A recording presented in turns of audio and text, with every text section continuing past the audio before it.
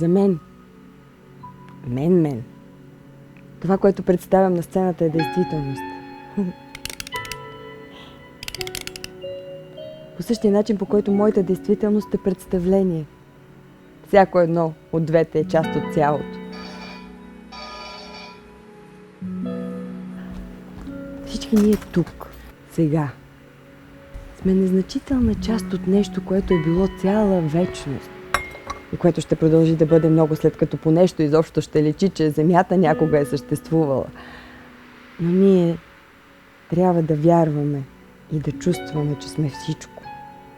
Това е нашата отговорност не само към самите нас, но и към всичко и всички, с които живеем тук на Земята.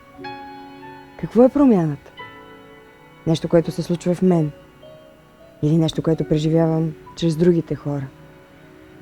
Към какво се стремя? Да стана най-доброто човешко същество. Или най-добрата актриса? Какво всъщност искам да правя с постигнатото? Какво ще правя с промяната? Може би изобщо не е важно да знам това.